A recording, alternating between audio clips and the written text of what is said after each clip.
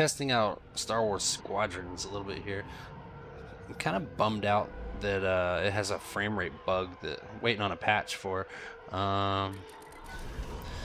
Basically, even if it says you're getting like, 144 frames per second, you're actually only getting like 60.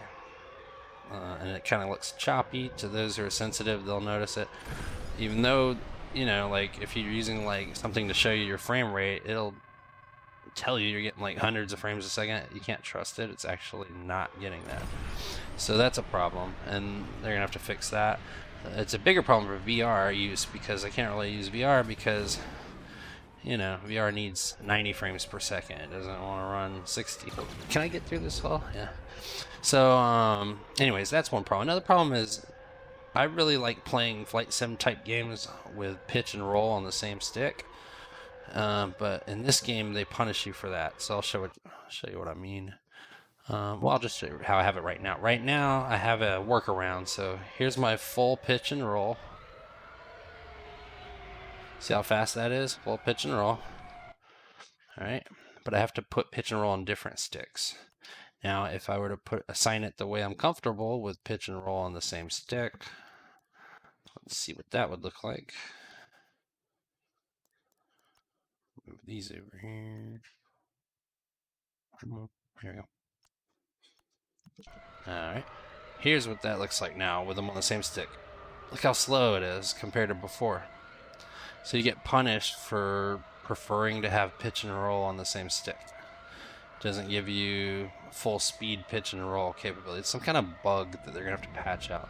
So for now, you just have to suck it up and get used to assigning your rolls on another stick. And if you're a HOTAS user and you have the flight stick and throttle and all that, and you just have the one stick, that might really suck. So hopefully they do patch that soon. Hopefully, really hope they do. So there's the frame rate thing, and then there's the pitch and roll bug. Other than that, I haven't really found an issue. Those are pretty big issues, though, I gotta admit. But yeah, other than that, there's no real issue. Power management is kind of cool. They borrowed that from like Elite Dangerous, I guess. Well, maybe not, because that's been maybe even in the MS-DOS versions. This gimmick here, this quick turnaround kind of thing, that's really fun to use. Requires a little bit of skill. You have to be careful. It's different in different ships. Some ships drift a little further. Some ships, turn a little different. So yeah, you do have to be careful. And some ships are larger than others or longer than others, so you gotta be careful what little holes you try to squeeze through. But and I don't like having roll and pitch on different sticks, so I'm surprised I'm not doing worse, actually crashing into just about everything.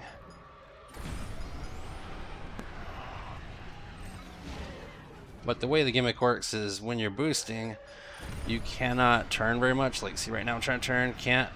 But if you can go reasonably straight, but that's about it, and do little turns. But if you press and hold again, you can do like one of these, which is fun. And you'll have to probably get good at them if you want to be good at multiplayer.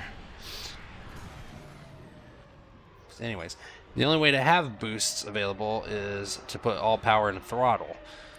So I'm put all power in the throttle, and those little vertical yellow bars are building up over there where it says 90. Now it says 80, 70. See that vertical bar area? Those are boost bars. So as I'm boosting, you'll see that they're draining. Now it's 4. Now it's 3, and so on. So marvelous. Anyway, so that's how that works. But so you're gonna want to have all power in the throttle a lot so that you can do those quick turns. But then your weapons drain faster. So that thing, that horizontal red bar that's draining there, that's my lasers. So see, now it's empty, and now I put all my power into lasers, and now it doesn't like to empty. It's pretty much always got a little something left, and it recharges faster. So yeah, you have to balance stuff like that out. Personally, I think boost and drifting is going to be the thing you're going to want more than anything else. Just because there's no faster way to you know, put your hard points on the target than that, really. It's harder to do, actually, in the nimble ships because it's easy to overshoot when you're trying to turn exactly 180 and no more. So see how I'm overshooting there at the end? Anyways, so that's something I've noticed. Where's the capital ship, or whatever it's called? Is that this over here? Yeah.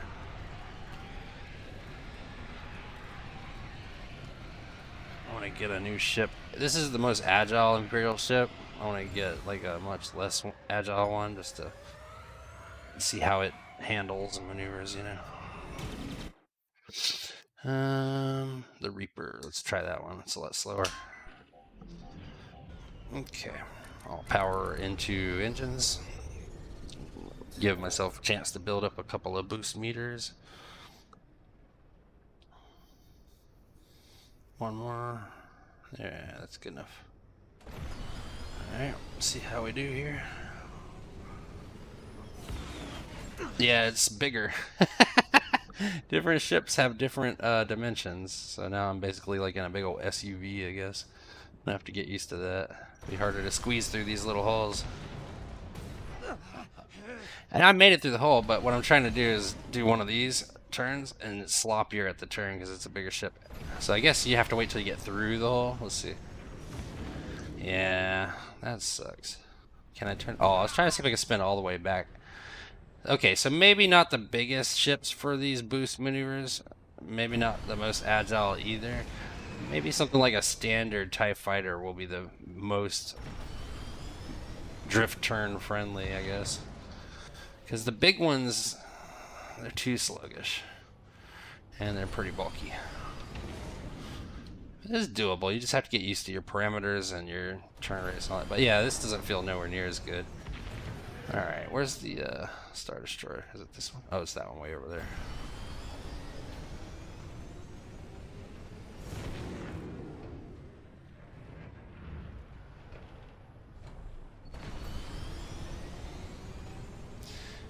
I'm gonna pick my favorite craft based on which one has the best, most graceful drift mechanics. Alright. Tried the interceptor. So there's the bomber. Let's see. Well, this one had 70 maneuverability, acceleration 144, 75 acceleration 160. So this one's a little quicker. The bomber. The support ship, I guess, is the slowest ship. Yeah, I'm kind of got a cold, so I sound a little stuffed up and sick, but that's okay. Alright, let's go through that difficult hole that was so difficult in the other ship at full speed here. And the other ship I banged into the wall, so let's see if that's going to happen here. Made it, alright. But I wasn't trying to drift flip turn either, so. It's not charging up my, it feels like it's charging slower on engines, even though I have full powered engines. So it's strange. Maybe it's just in my head. Or maybe the TIE Bomber charges boosts slower than other craft. I don't know.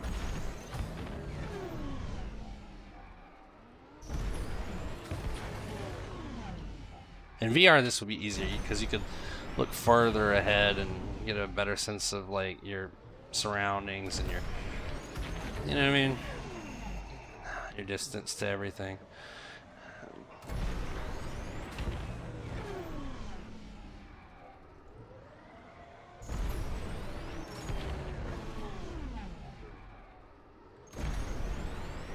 I don't know. Alright, where's the ship again? I guess I could just go pause menu, switch ships. Let's try it with a standard TIE fighter.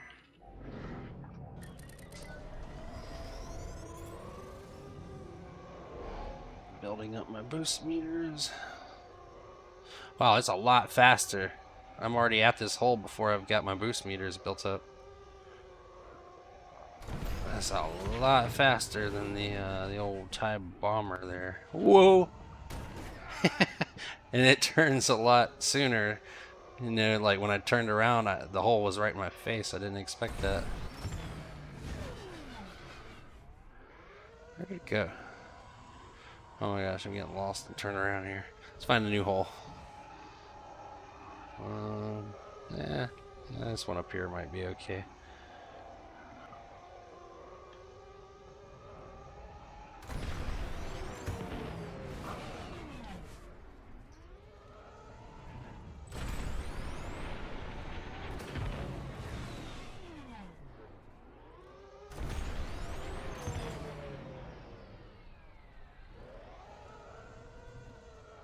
Yeah, I like the TIE Fighter the best. It feels like the most well-rounded.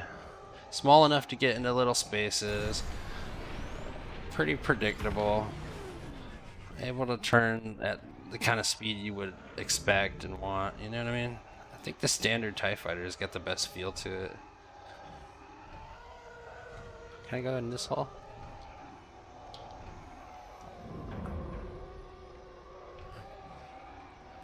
I just like going in holes.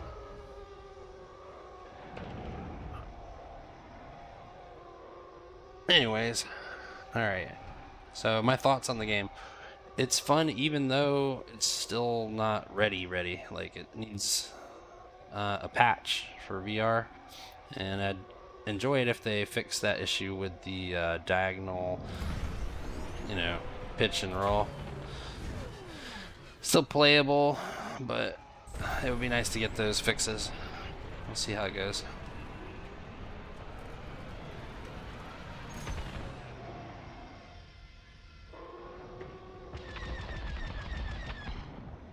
I wish they had more ships too, and I'd like it if they had like some DLC down the road with like classic, you know, single player campaign stuff like Death Star 1 Trench Run, Death Star 2 Interior Reactor Knockout, Battle of Hoth, you know, things like that. That'd be great if they had stuff like that.